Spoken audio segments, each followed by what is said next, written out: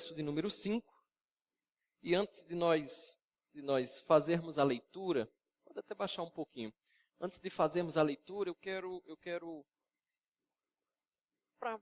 esclarecer um pouco para você que não esteve conosco semana passada. Nós estamos iniciando uma série que tem por título O Problema do Mal. E a pergunta que sempre surge é: por que Deus permite a injustiça ou por que Deus permite o mal?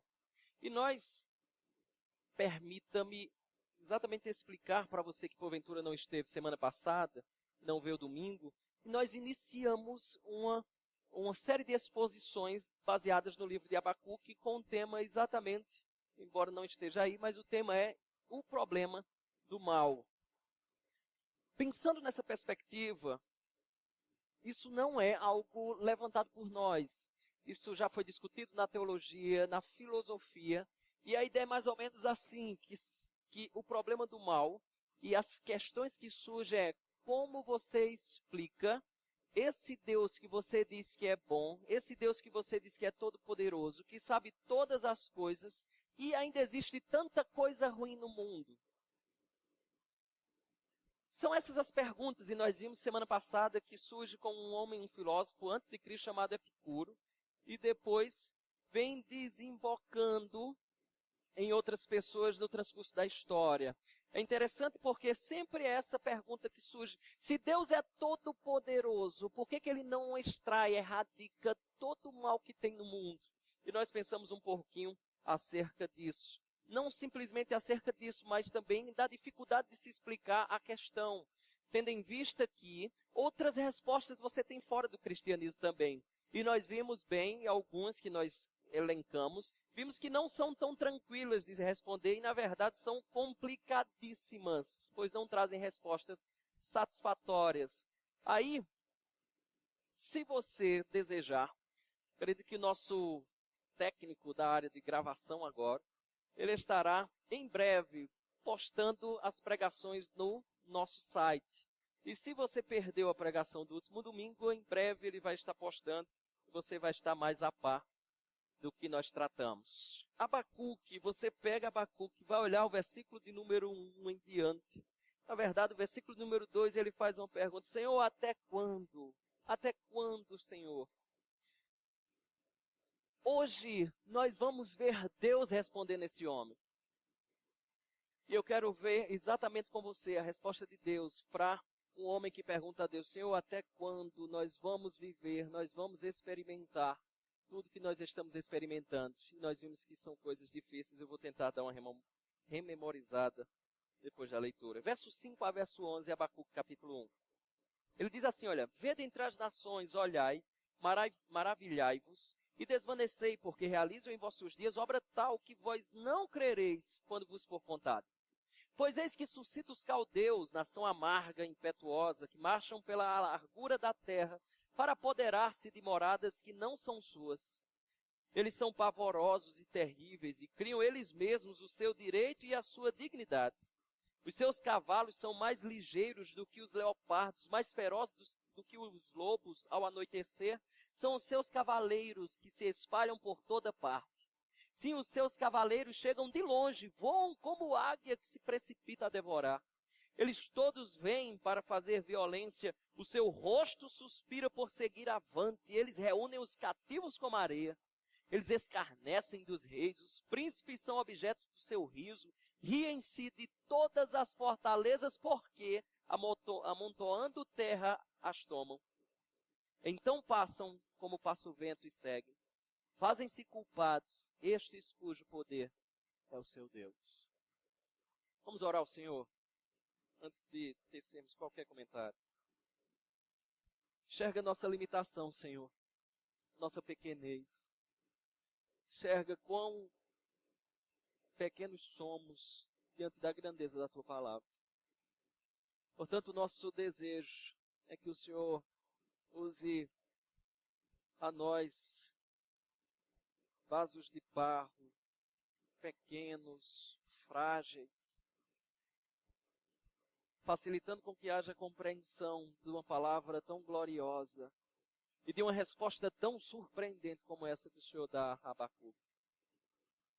para que prestemos atenção, para que haja compreensão, e havendo compreensão, o Senhor fala conosco.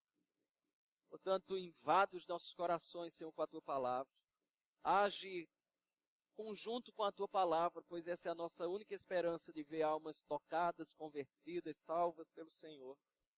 Faz isso, ó Deus, para a glória do Teu nome, não para a nossa glória, muito menos para a glória da igreja, mas para a glória do Teu nome, a fim de que saiamos desse lugar totalmente edificados pelo Senhor. Assim te oramos, por meio de Cristo Jesus. Amém. Meus irmãos, eu quero utilizar algumas palavras do Heber Carlos de Campos, tendo em vista que ele também nos presenteou com sermões preciosos nessa passagem de Abacuque, capítulo de número 5, capítulo número 1, verso 5 a 11, quando nós pensamos nessa perspectiva do sofrimento. É interessante porque semana passada nós vimos que Abacuque vive um período diferente da sua vida. Ou seja, na sua juventude ele viveu um período, algo extremamente interessante. Na sua juventude, Abacuque viveu um período que um determinado rei, por nome Josias, ele viveu a sua vida e agradou ao Senhor. E nós vimos isso semana passada. Só que nós aí classificamos, como alguns teólogos classificam, esse momento do período do rei Josias, que é o período da juventude do profeta Abacuque, como o momento da Era Dourada. Dias maravilhosos. E aí nós fizemos algumas comparações semana passada, como uma música do Tom Jobim, como o Bonde do Tigrão, como a questão do Senna com Barrichello, a questão das seleções do passado brilhantes para a seleção de 2001, quando perdemos para Honduras, para a Austrália. E dias como o do passado, que nós andávamos pelas ruas de forma tranquila, quando hoje em Campina Grande você não pode nem estar em determinados restaurantes que você corre risco de ser assaltado. Dias dourados, dias preciosos aos quais nós olhamos para trás e aquela coisa da saudade de viver dias preciosos como vivíamos. Essa era a perspectiva de Abacuque aqui. Abacuque viveu dias dourados, dias maravilhosos sobre o reinado de Josias. Só que esse reinado passa e os descendentes de Josias assumiram o trono e começaram a conduzir esse reinado de mal a pior. Nesse período, Abacuque estava mais maduro. E a coisa estava tão feia, tão ruim, que Abacuque estava cansado da realidade. É exatamente o que ele disse: Senhor, até quando nós vamos viver desse jeito? Nossa realidade está insuportável, o Senhor precisa intervir. São problemas de avareza, são problemas de litígio. Você viu isso no verso número 1 a verso número 4. São problemas de disputa, ninguém segue a lei, opressão social, o mais forte engola o mais fraco, o mais justo não tem vez. Tanto é que no versículo número 4 diz, olha, a lei se afrouxa, a justiça nunca se manifesta, o perverso cerca o justo. Tem mais ímpio, tem mais pessoas injustas, eles cercam, não há justiça nessa terra. E é interessante porque chegou a hora de Deus dar a resposta. Mas o que é ainda mais instigante é que você não vê Deus interrompendo o profeta Abacuque na descrição dele. Você vê que Abacuque desce e descreve tudo o que está acontecendo. Porém, chega a hora de Deus responder. E uma das coisas mais interessantes que acontece é que Deus responde no plural. Era um diálogo. E Deus começa a responder a Abacuque no plural. Isso nos faz meio que inferir que Abacuque é meio que um porta-voz do povo diante de Deus. E a verdade é que a resposta do Senhor às queixas de Abacuque é surpreendente para o próprio Abacuque e para nós também. E uma coisa precisa ficar claro aqui, de antemão. Deus não questiona o diagnóstico de Abacuque. Você vai perceber que na resposta de Deus ele vai dizer, não, acho que você se equivocou em uma parte aí. Não é bem assim como você está pensando. Não, Deus não questiona, muito pelo contrário, Deus concorda. E é por isso que ele vai fazer o que ele vai prometer, que fará do verso 5 ao verso de número 11. Ele sabe que existe violência, Deus sabe que existe opressão, Deus sabe que existe litígio, que é essa questão de disputas, discordâncias. Deus sabe que existe isso tudo. E observando um pouco o que esse texto nos diz, o Hernandes Dias Lopes, ele diz uma coisa interessante, pois ele fala assim, comentando o verso número 5 a verso número 11, ele diz o seguinte, Abacuque estava perplexo com o que via na terra. Senhor, a opressão, a violência, isso, aquilo, outro. Só que o Hernandes disse, ele estava perplexo com isso tudo. Mas agora ele está perturbado com o que ele ouve do céu. Ele estava inquieto com o silêncio de Deus diante de todo o mal que estava acontecendo. Mas ele ficou ainda mais desesperado quando Deus começou a falar. E é interessante porque a resposta de Deus não era a que Abacuque queria. Mas Deus não se submete ao querer humano. E aí eu quero trazer uma outra citação do Hernandes. Ele diz assim, olha, Deus cumpre sua palavra não apenas quando esta é a nosso favor, mas também quando ela é contra nós. Não era a resposta que Abacuque queria bem escutar. Mas Deus não se submete ao ser humano. Deus vai dizer assim, Abacuque, olha, eu sei, você reclamou, dizendo que tudo era violência, tudo era maldade. Agora veja o que eu vou fazer por causa da violência e maldade que eu estou vendo e que você mesmo denunciou. Eu vou trazer mais violência e mais maldade. Imagina a cabeça de Abacuque meio que entrar num parafuso. Poderia ser mais ou menos assim a resposta e o pensamento de Abacuque. Como assim, Deus?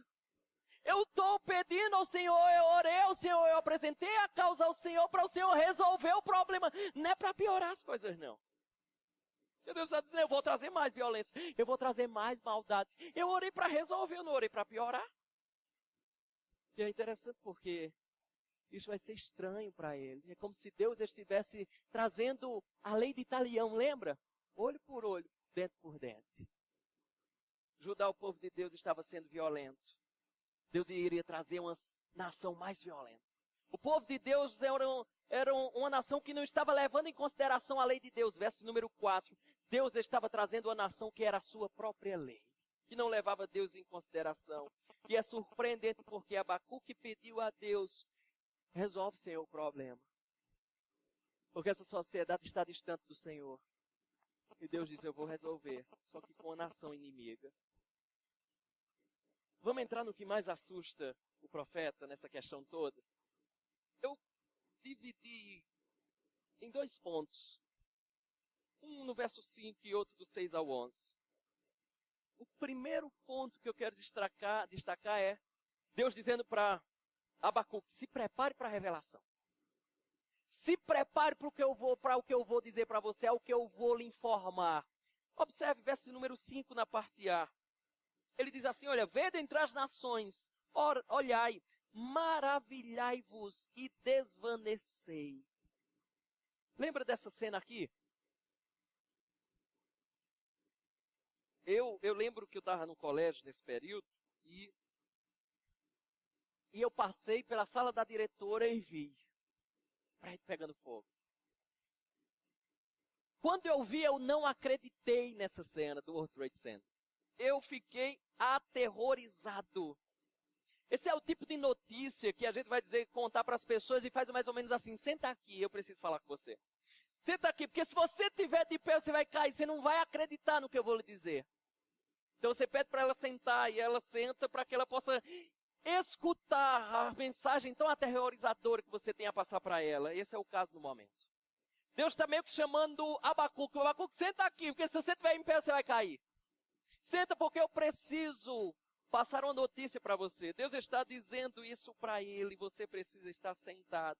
É interessante que você notar, ele usa 4 expressões aqui no verso número 5. Primeira, observe, verso 5, vede. Segunda, olhar, e você pode traduzir para não ficar meio que quase que redundante aí, observai. Vede, observai. Então substitui o olhai por observai. A terceira expressão que ele usa é maravilhai-vos. A quarta expressão que ele usa é desvanecei, que também pode ser entendido por esmorecer, desmaiar. Então, vede, observe, se maravilhe com a coisa, desmaie, esmoreça. A resposta de Deus é tão assustadora que esses termos não é um exagero da parte de Deus. Ele está simplesmente dizendo, prepare-se. A mensagem é dirigida para vocês de todo Judá. Vejam entre as nações, observem, se maravilhem, desmaiem, porque uma obra será realizada. Ela está vindo. Eu acredito que a cena aqui em questão é mais ou menos assim. Deixa eu tentar descrever para você. Já viu isso? Preparando-se para a chuva. Ainda está claro. As nuvens não estão tão negras. Vai escurecendo, você tem um raio de sol aqui, outro ali, mas vai escurecendo. E vai ficando mais escuro e o céu vai ficando negro. A coisa já vai tomando conta de quase todo o céu, a ponto que você já não vê mais quase nada. De repente você vê todo o céu escuro. Lembra do culto do trovão? Quase 2 semanas atrás, no culto que nós tínhamos, trovão, eu percebi que estava todo mundo morrendo de medo. Mas antes você via, 3 horas da tarde a coisa estava escurecendo. 4 horas tomou mais corpo. 5 e pouco já estava tudo escuro, mais ou menos assim. E quando menos espera, é isso que acontece. Desce a tempestade. O que Deus estava dizendo aqui para Abacuque é: olhe, veja, está se formando a tempestade.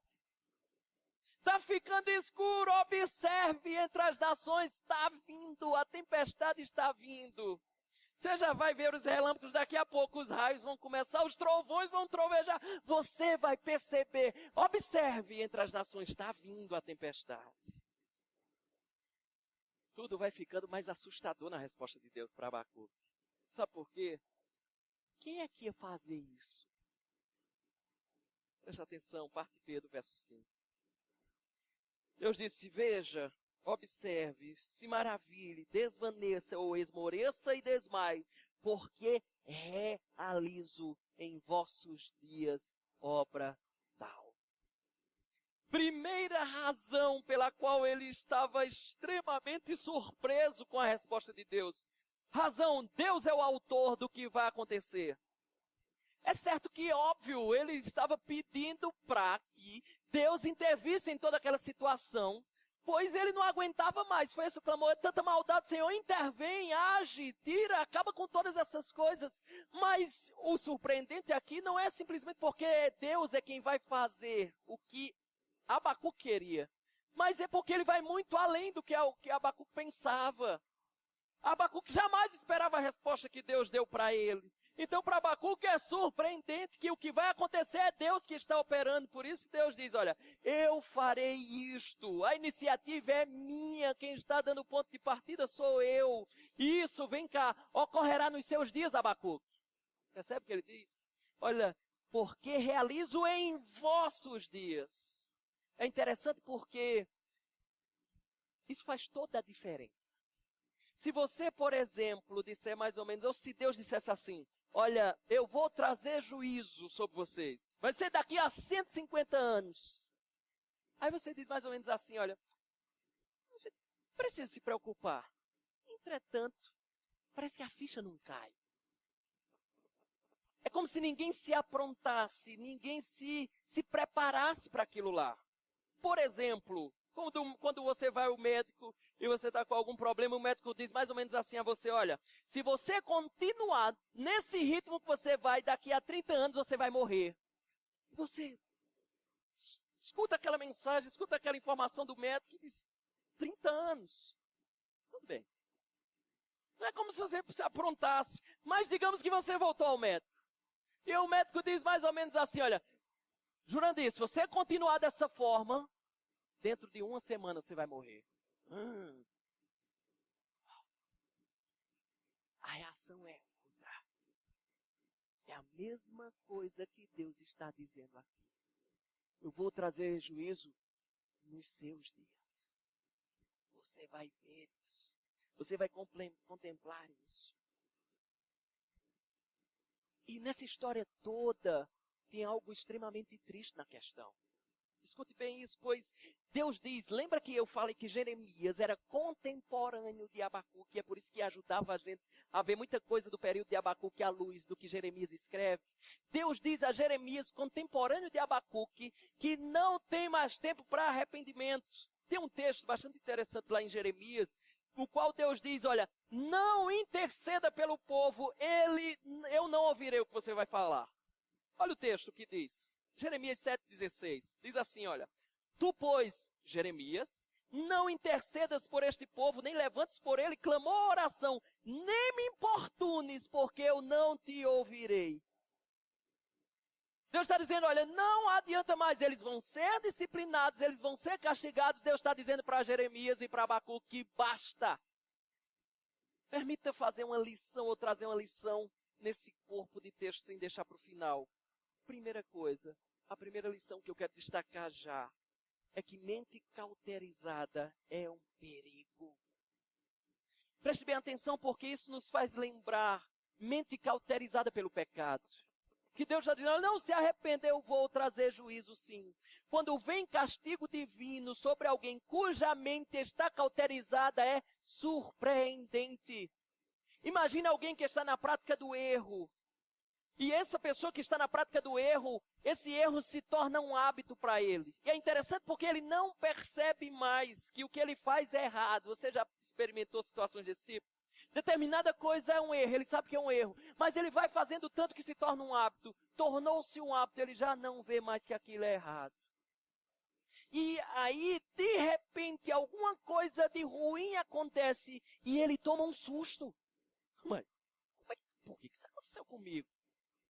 Aí quem está de fora diz mais ou menos assim, parece que ele não viu o que ia acontecer. Estava na cara. Estava na cara que isso ia acontecer e ele não percebeu. É a pessoa que está cauterizada pelo pecado. É mais ou menos o bêbado que pega o carro, lembra? E você vê isso no jornal. O cara bebe na noite. Pega o carro, sai. Causa um acidente. O guarda chega para ele e diz, como isso aconteceu? Como é que pode? É mais ou menos assim a ideia daquele que está com a mente cauterizada. Enrijecida. Ele toma um susto, porque ele já não via mais que aquilo era ou que aquele ato dele não era um problema. Totalmente normal. Mas deixa eu lhe informar uma coisa, que a gente tem por hábito restringir o pecado a 3 coisas no meu evangelho: bebida, dança, fumo. Para mim, não vou nem entrar nessa questão, mas isso acontece não só com bebida, quando chega a graus desse tipo. Isso acontece com os nossos vícios diários. Olha, nós cometemos pecados repetidas vezes e depois vem consequências ruins e a gente toma um susto. É como se Deus dissesse, mas você não percebeu que o que você estava fazendo ia dar nisso. Você não notou que ia acabar no que você está vendo agora. Por isso que aí nessa lição, a nossa oração deve ser para que Deus amoleça cada vez mais o nosso coração. Para que Deus não permita que a nossa mente fique enrijecida, petrificada. Muito pelo contrário, que a nossa mente possa cada vez mais ser trabalhada e amolecida pelo próprio Deus, a fim de que Ele possa, por meio dessas circunstâncias, mostrar-nos que o nosso pecado vai trazer consequências danosas para a nossa vida.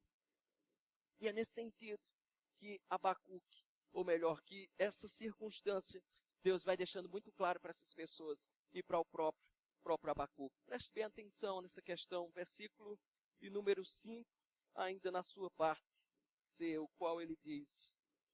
Ele já disse, vejam entre as nações, as nuvens estão se formando. Observem, maravilhai-vos, desvanecei, porque realizo em vossos dias obra tal. Parte C, verso de número 5. Que vós não crereis quando vos for contado.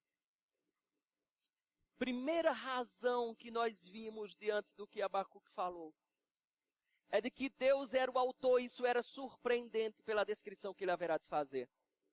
E depois disso, você vai vendo alguns motivos que vão cada vez mais deixando claro essa questão para Abacuque. E vem outras razões. Segunda razão, é interessante nós percebermos isso. Observe que no verso de número 5, ainda na parte C, você tem uma coisa preciosa. Deixa eu só voltar aqui. Existe uma coisa preciosa.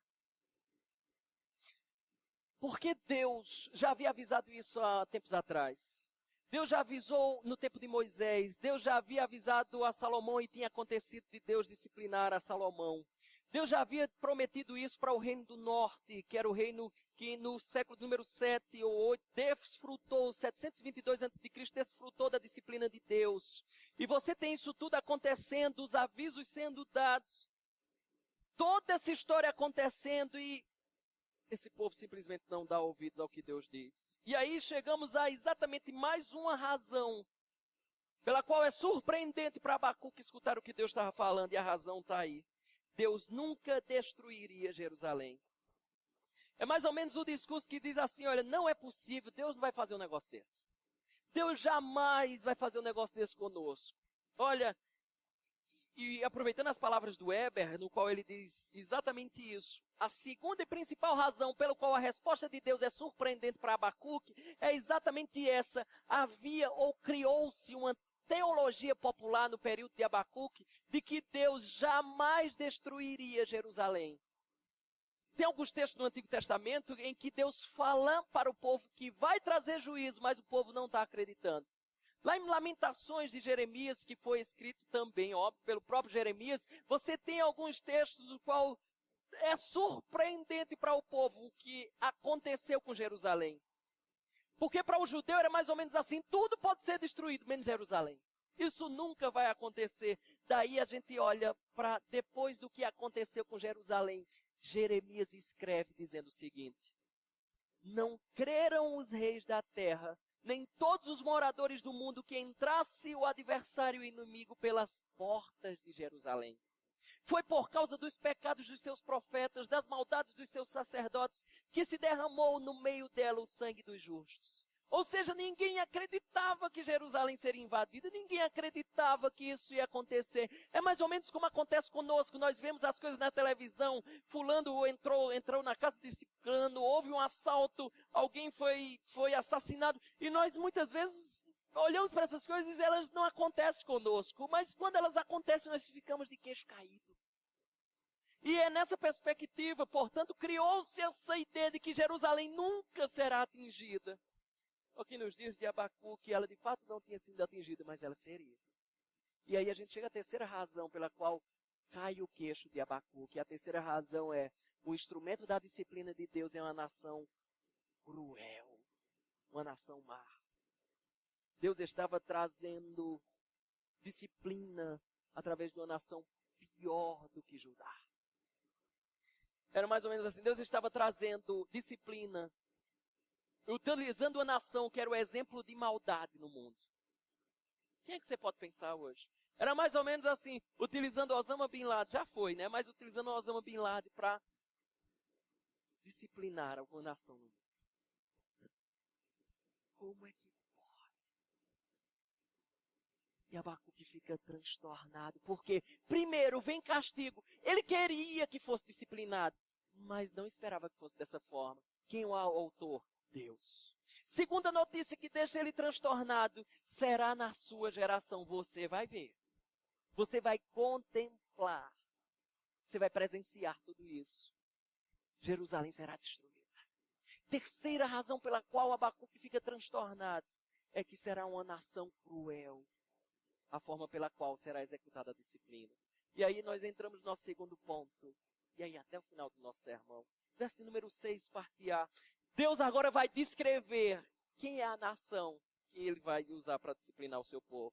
Verso de número 6, parte A, diz o seguinte: pois eis que suscita os caldeus, nação amarga e impetuosa. Preste bem atenção, suscita os caldeus. Caldeus e Babilônia, ou Nova Babilônia, é a mesma coisa, porque Caldeia é o nome do distrito no sul da Babilônia. E aí esse distrito acabou, essa dinastia começou a controlar a nação da Babilônia, tanto é que tornou-se um sinônimo, Caldeus ou Babilônia sendo a mesma coisa. Preste bem atenção, porque essa informação é extremamente preciosa. Esse império neo-babilônico, ou novo babilônico, ele é fundado em 626 por um homem chamado Nabopolassar. Olha como essa coisa é interessante. Nasce em 626 a.C. Ele alcança o seu poder máximo na figura de Nabucodonosor no ano de 605. Isso não é muito comum, pois eles tomaram uma proporção muito forte. Ninguém acreditaria que o império que nasceu há pouco pudesse, de forma tão rápida, estar no ápice, ou governando todo mundo, vencendo a todos. A ideia é mais ou menos assim: virtualmente os neobabilônicos eram inexistentes. Ninguém nem sabia quem eram eles. Grandes potências tinham sido vencidas por eles. A Síria, o Egito. Eles, em 20 anos, não eram nem conhecidos. Mas erguem-se. E o que vai nos ficar claro com isso é que a palavra suscito é elevando aqui. Vê quando ele diz, pois eis que... É Deus respondendo ao profeta. Eis que suscito. Deus está dizendo, eis que eu estou elevando. Eu que estou fazendo subir. Eu que estou levantando. Eu que estou erguendo. É isso que Deus está dizendo. Mais ou menos assim. Foi rápido, foi. Eles ascenderam rápido, ascenderam. Venceram todo mundo, venceram. Eles não chegaram a esse ponto extraordinário de ser esse império que vence todo mundo por méritos próprios. E eu que levantei. A pergunta é, quem eram os caldeus para que houvesse esse suspense todo do versículo número 5? E aí Deus vai dizer quem eram os caldeus. Observe 6b. As características dos caldeus. Deus suscitou, levantou. Nação amarga e impetuosa. A melhor tradução para amargo, é óbvio que amargo por si só já é ruim. Mas parece que a palavra cruel é mais forte. Então tente traduzir assim, nação cruel e nação impetuosa. Perceba que não são indivíduos isolados na nação da Babilônia dos caldeus. Não são isolados. Deus está dizendo, esta nação são pessoas. Não havia misericórdia na atitude deles. Esses homens, por onde passavam, deixavam rastro de morte e de destruição. Observe bem, verso de número 6, ainda parte C, continuando. Ele diz, olha, é nação cruel, impetuosa, que marcham pela largura da terra para apoderar-se de moradas que não são suas. Quando ele diz assim, olha, largura da terra significa vastas extensões do mundo. Eles andam por todos os lugares e a finalidade é exatamente essa da parte final do verso 6. Eles vão para apoderar-se, tomar posse das moradas. E deixa bem claro, essas moradas não são suas. Eles eram os sem terras da época. Eles iam e invadiam as terras, conquistavam as terras. Eles eram insaciáveis em suas conquistas. E, obviamente, eles iam para conquistar tudo o que vissem pela frente. Verso número 7. A descrição continua. Deus diz, ei, Abacuque, eles são pavorosos e terríveis. Pavorosos traz essa concepção de temor. Terríveis traz essa concepção de algo impressionante, de algo espantoso. Portanto, aqui temos uma resposta ao pavor que eles estavam proporcionando. Preste bem atenção, eu não sei se você já sonhou dessa forma, eu já. Você já sonhou com algo desse tipo? Eu lembro que em determinado momento eu sonhei, e estava sonhando, como se tivesse um monte de serpente venenosa perto de me picar. Ou você já sonhou com escorpião, uma pancada de escorpiões chegando bem pertinho de você? Você acorda desesperado. Ou você já sonhou uma cena mais ou menos como essa? Na porta está esperando essa, como alguns dizem, mixaria. Sabe o que acontece quando você sonha dessa forma? Você acorda e diz, nossa, que sonho terrível! As cobras estavam já para me picar, os escorpiões estavam já para me esporar, o leão estava perto de me comer. É terrível por causa do pavor que o sonho lhe proporcionou. É o que Deus está dizendo dos caldeus. E vocês estão sentindo, eles são terríveis porque eles causam em vocês pavor. Vocês vão sentir essa sensação de ser terrível, porque eles causam esse pavor. Olhe bem, versículo número 7, ainda parte B, diz o seguinte: criam eles mesmos o seu direito e a sua dignidade. São sua própria fonte de leis. Olha, eles são autônomos, eles eles inventam o que pode e o que não pode. Eles não estão nem aí para o que falam os direitos humanos ou as relações internacionais. Eles não estão nem preocupados, eles não estão buscando um Deus como seu critério de justiça. Eles determinam o seu padrão de verdade. Eles são sua própria lei. E é por isso que, em consequência, quando eles quando eles avançam, vencem, estão no topo, eles não vão reverter glória para Deus, porque eles não têm em Deus o seu padrão de justiça. Eles não atribuem glórias às suas realizações a Deus.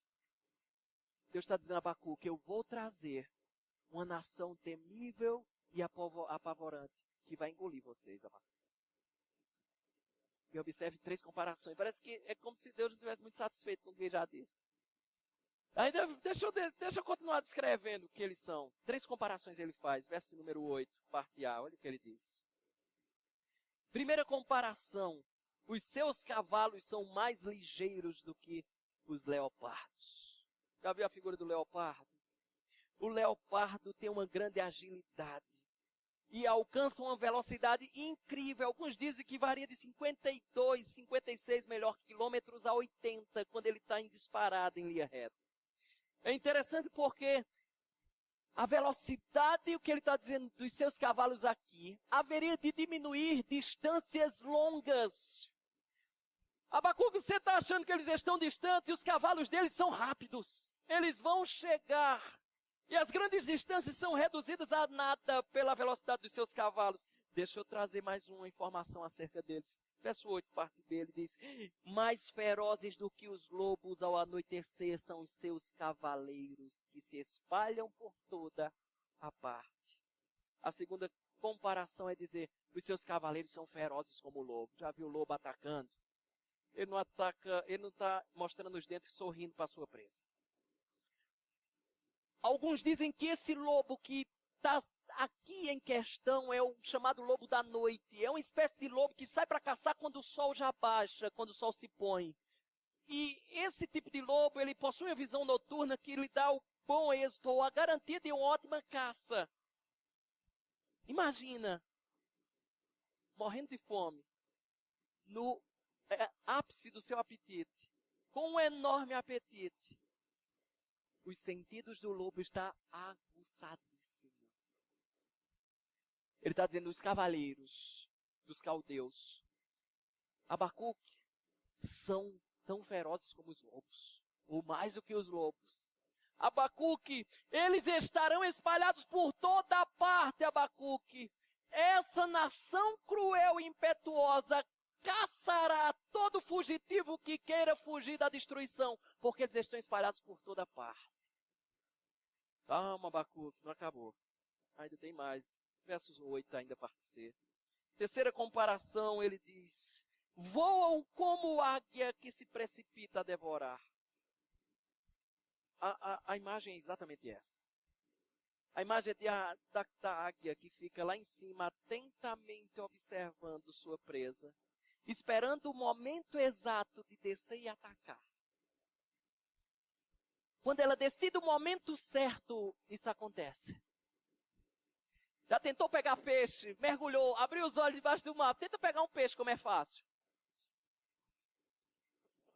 A águia, quando desce no momento certo, pela sua agilidade e rapidez, a sua velocidade é tal que a sua presa não consegue encontrar abrigo. Não consegue se esconder. E ela, é porque não tinha uma imagem boa, mas ela crava as suas presas e rasga a carne.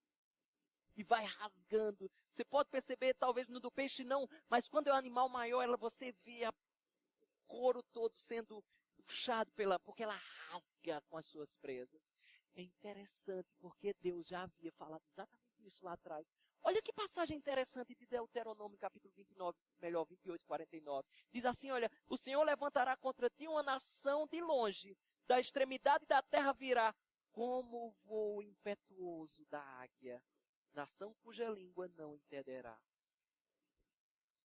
Sabe o que significa a rapidez de seu ataque? Primeiro, eles são rápidos e haverão de encurtar as distâncias. Segundo, eles são ferozes e vão caçar todos que estão na terra. Terceiro lugar, eles são rápidos em seus ataques. Não vai dar tempo de se esconder. Veja o que eles vêm fazer a Abacuque. Verso número 9. Olha o que Deus diz a Abacuque. Eles vêm fazer uma coisa, eles têm um trabalho a fazer. Eles todos vêm para fazer violência. O seu rosto suspira por seguir avante. Abacuque havia se queixado de violência, lembra? Deus está dizendo, você se queixou de violência. A característica marcante da nação que eu vou trazer é violência. Se vocês fazem violência, haverão de receber violência. Vocês vão colher o que vocês acabaram de plantar. Essa ideia de o seu rosto é de seguir avante. É a ideia de que essa nação, esse grupo é determinado. Eles haverão de avançar, eles seguem adiante e eles estão focados no que eles vão fazer. Veja a parte B do verso 9. Eles vêm para fazer violência, estão focados nisso. Eles reúnem os cativos como areia. Você já fez isso aqui, ó, na praia? Pegou um punhado de areia. Com isso você vai entender o que Abacuque está escutando aqui de Deus. Deus está dizendo, olha, ele junta os cativos, Abacuque, como se fossem areia. Você pega o punhado de areia. Agora vai para um lugar bem tranquilo. Ou então pega só numa mão para facilitar seu trabalho, porque senão vai ser muita areia. Faz a concha com a mão. E depois sai contando cada grão da sua areia. Que está na concha da sua mão. E vê quantos você vai conseguir contar. Essa é a descrição que Abacuque está recebendo de Deus. Da mesma maneira é que esses homens fazem. São tantos Abacuque. Verso 10. Verso 10, parte A, ele diz, eles escarnecem dos reis. Os príncipes são objeto do riso. É interessante porque os caldeus não respeitavam absolutamente ninguém. Os caldeus não respeitavam reis, eles não respeitavam príncipes, eles não respeitavam generais. É engraçado porque alguns estudiosos contam que é mais ou menos assim, olha. Alguns estudiosos dizem que uma das práticas dos caldeus era exatamente colocar os reis capturados nas batalhas em jaulas e exibi-los como animais. E muitas vezes nu. Totalmente nu. Sem absolutamente nenhuma roupa. Colocava lá dentro. Apresentava para o povo. E sabe qual era o que eles faziam? Todo mundo zombava. Perceba que os caldeus, eles não apenas dominavam os povos, eles zombavam dos povos. Presta atenção porque não só o que faziam as autoridades era o motivo para a piada, mas além disso, observe o versículo número 10, parte B, eles zombavam das fortalezas inimigas, pois para eles era como se não fosse páreo, não era suficiente para segurá-los. Olha o que diz parte B do verso número 10, ele diz assim, olha, riem-se de todas as fortalezas, porque amontoando terra as tomam. É interessante que essa palavra amontoar terra é a ideia de erguer montes de terra. Era exatamente um antigo método de construir rampas para conquistar uma cidade que era totalmente murada. Então se construía ou elevava-se montes de terra para que entrasse e invadissem cidades que eram totalmente muradas. É por isso que eles riam. Eles viam as cidades muradas e começavam a gargalhar porque eles tinham técnicas suficientes para vencer. Essas muralhas não serviriam de absolutamente nada para eles. Eles zombavam. Verso número 11. Deus ainda continua descrevendo. Diz assim, olha, parte A, então passam como passa o vento e seguem. Alguns dizem que aqui esse vento é uma menção do vento quente e seco que vinha do deserto. E esse vento quente e seco, ele queimava a plantação. Essa era a menção que alguns dizem. Esse vento aqui são os caldeus. E Deus está dizendo, eles passarão velozmente atacando Abacuque. Ele concluindo vai dizendo, 11, parte B, ele diz assim, olha, fazem-se culpados estes cujo poder é o seu Deus. Esse é o famoso tiro no pé. Eles fazem-se culpados por assim fazer. Você consegue enxergar a soberania de Deus e a responsabilidade humana juntas numa mesma passagem? Verso de número 6 diz, eu estou elevando, suscito os caldeus. No verso 11, Deus diz, eles se fazem culpados por assim fazer. Não é que Deus faz de forma positiva, ou seja, Deus pega os caldeus, vai lá, como faz na nossa realidade, na salvação. Deus vai no nosso coração, troca o coração de pedra pelo de carne, vivifica a nossa vida. É Deus que vai lá, porque aí toda glória é dada a Deus. Deus permite que esses homens vivam na sua pura maldade. Nós estávamos conversando um pouco disso hoje pela manhã na escola dominical. Deus afrouxa as suas cordas, as suas rédeas, como diz lá em Romanos capítulo 1. Deus, pela dureza do coração, esses homens fazem essas coisas más. E Deus levanta, suscita os caldeus, mas eles continuam sendo responsáveis pelos seus atos. Deus está dizendo, com seus atos vocês se fazem culpados. Ou seja, seus atos denunciam a sua culpa. Ou seja, serve de testemunha para você. Lembra que nas exposições de Tiago, quando a gente estava observando, Tiago lê na mesma perspectiva. Lembra o que Tiago disse, capítulo de número 5, verso 3 e 5? Tiago diz assim, olha, o vosso ouro e a vossa prata foram gastos de ferrugens, e a sua ferrugem há de se pôr testemunho contra vós mesmos e há de devorar como fogo as vossas carnes. Tendes vivido regaladamente sobre a terra, tendes vivido nos prazeres, tendes engordado o vosso coração em dia de matança. Ou seja, Abacuque está dizendo, tudo que vocês estão fazendo ao melhor Deus, toda a maldade que esses caldeus fazem, eles são totalmente responsáveis. No caso de Tiago aqui, os patrões ricos explorando os pequenos, os pobres, eles com esse dinheiro que estava sendo acumulado, estava sendo testemunha para o julgamento deles. Vocês são culpados. E Abacuque escuta a resposta de Deus dizendo mais ou menos assim, o poder desse povo é o seu próprio Deus, ou seja, eles adoram a sua própria força. Já viu algumas pessoas em academia fortes? E tá mais ou menos assim, aí chega em frente ao espelho. Tem mais ou menos isso. É mais ou menos o que os caldeus estão fazendo aqui. Eles adoram ver os seus músculos, o seu poder, a sua força. Eles gostam de se gabar das suas conquistas. Eles não têm vergonha alguma de dizer o que eles fazem com os povos que eles conquistam. Sabe, quando a gente vê gente dessa forma, você já viu gente assim se gabando de maldade, de coisa ruim que faz? E quando você vê gente assim se gabando de maldade, você tem vontade de esganar o indivíduo. Imagina agora Deus dizendo para você, eu vou pegar essa pessoa e fazer ela corrigir você. Imagina a pessoa que você tem mais aversão.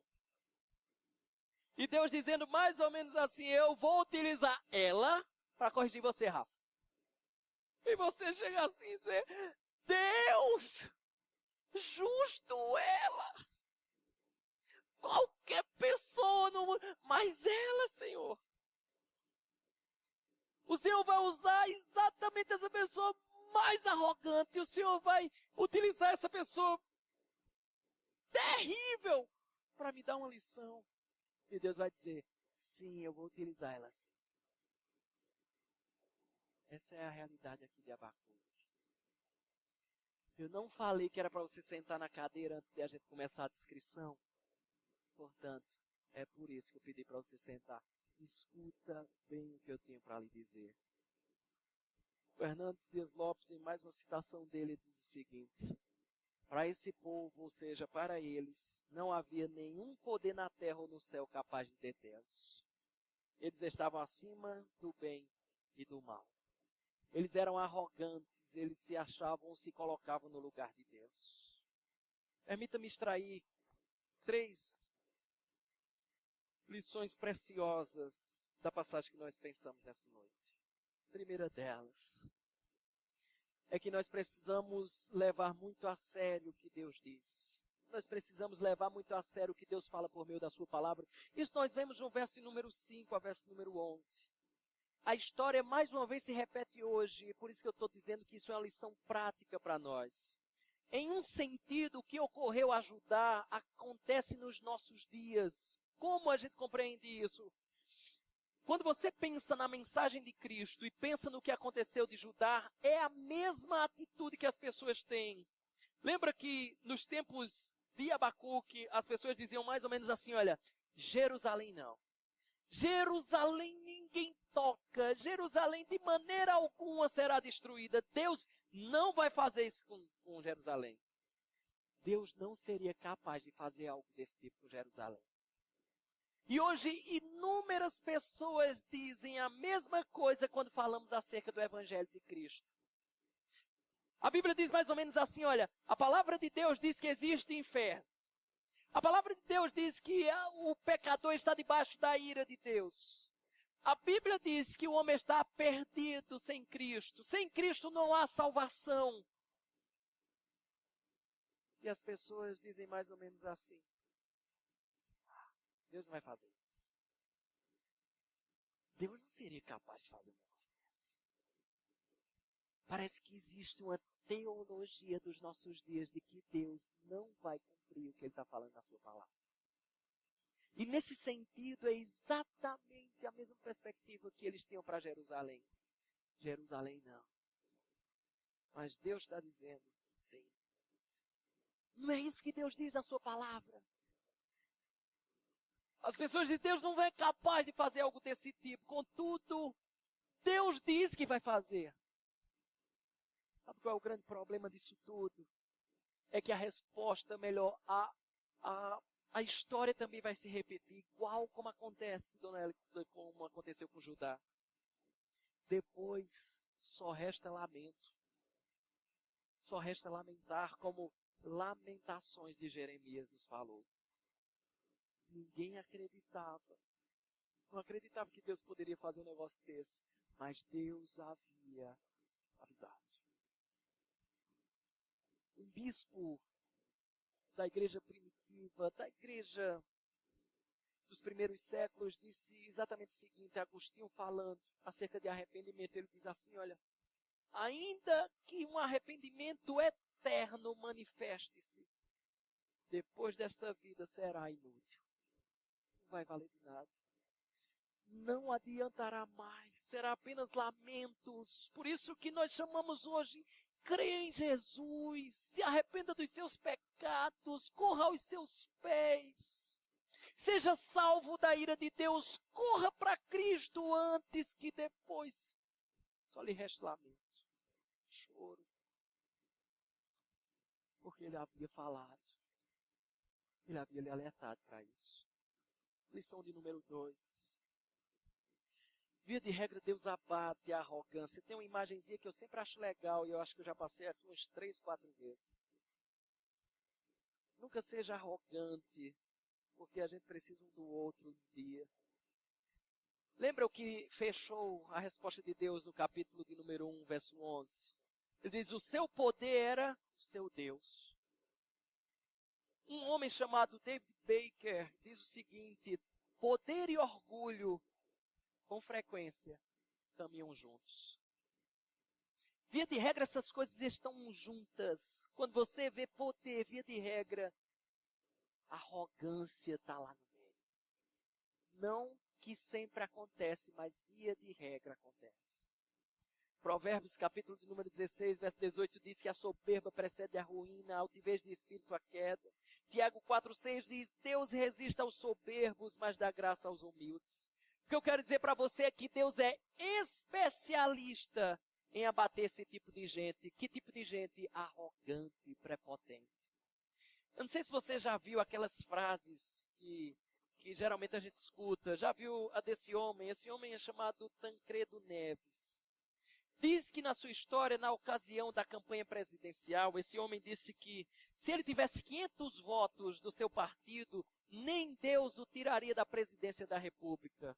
A história nos mostra que, de fato, os votos ele teve, é tanto que as pessoas fazem essa comparação. Os votos ele teve, mas o trono lhe foi tirado um dia antes da posse. Lembra desse daqui? Titanic. Ou o construtor foi o chefe, o marinheiro mor, que disse o seguinte, olha, nem Deus afunda o Titanic.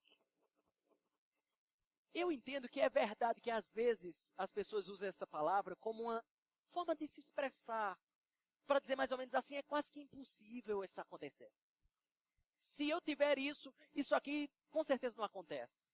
É verdade que parece-nos uma maneira de se expressar, mas também nos parece que é misturada com arrogância e com o sentimento, como tem os caldeus aqui, de autodependência.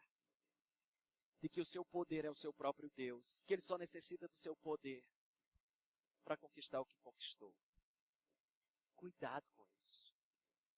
Terceira e última lição. Não foi o diabo que trouxe os caldeus, foi Deus. Verso 6. Eu acho que o diabo às vezes fica mais ou menos assim. Eu de novo? Não, eu sou ruim.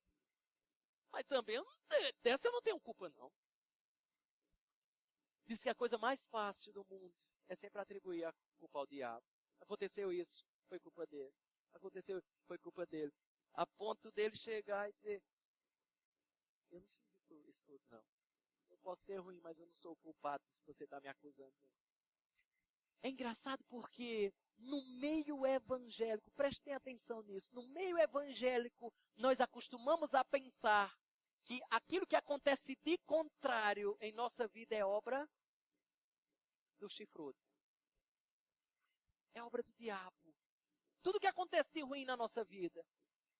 Não é isso que a Bíblia nos ensina e nós acabamos de ver aqui.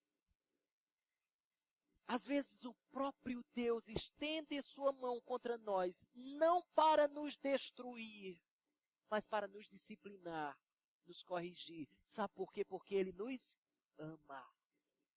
E eu quero gastar tempo exatamente nessa lição de disciplina.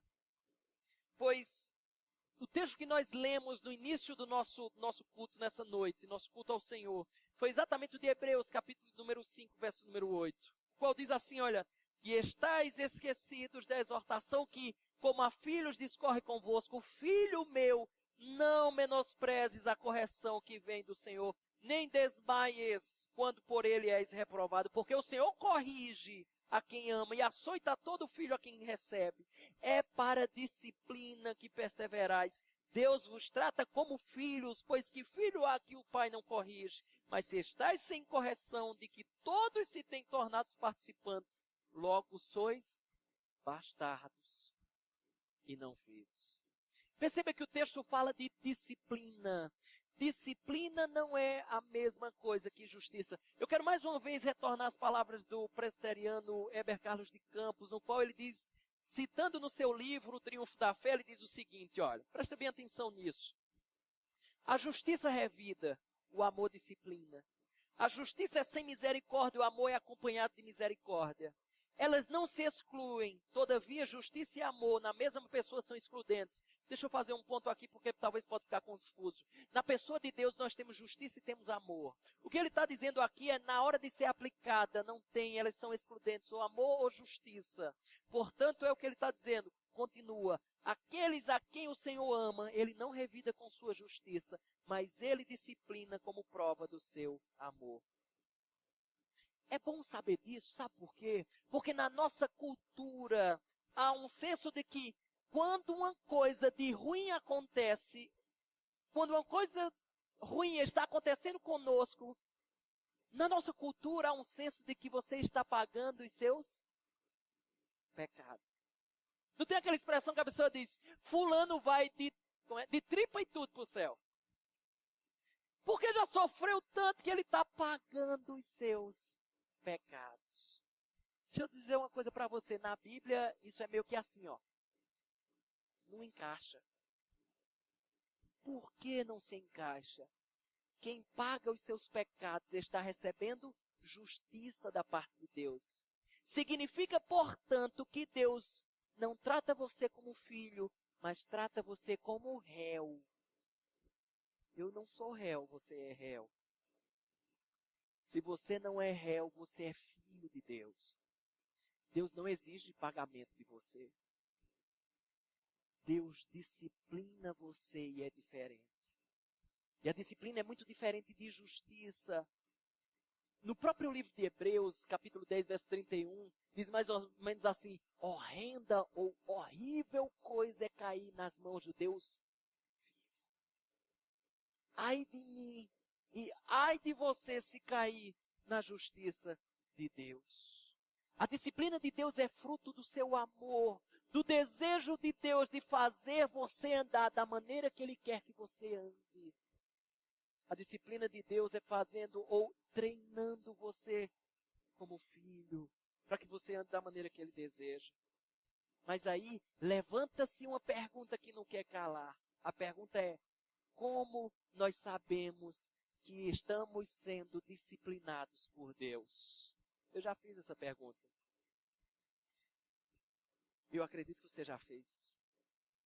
Como é que a gente sabe se alguma coisa que estamos passando na vida, por exemplo, de repente, dificuldades na família, de repente, sofrimento físico, doença, enfermidade, de repente, como é que eu sei se é fruto do desagrado de Deus com o nosso pecado?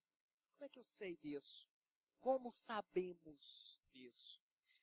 E aí eu gostaria de dizer exatamente o seguinte, que eu acho que esse tipo de pergunta não é boa.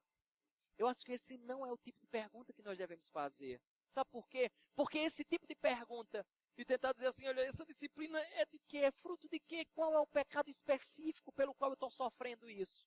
Essa pergunta é semelhante a João capítulo 9. Lembra de João capítulo 9, quando fala do cego de nascença? Os discípulos chegam e perguntam a Jesus, Senhor, quem pecou? Foi o pai dele? Foi ele? Foi o tataravô dele? Quem foi que pecou para que ele nascesse cego? E a resposta, lembra qual foi? Nem ele, nem o pai. Nenhum dos dois pecaram para que ele nascesse assim. É para que se manifeste a glória de Deus em sua vida. Essa concepção de que cada coisa ruim que acontece é consequência de um pecado específico, ela não é boa. Ela não só não é boa, como é uma concepção errada. É muito ruim nós vermos a vida, a nossa vida desmoronar e fazer a pergunta, Senhor, o que é que eu fiz de errado?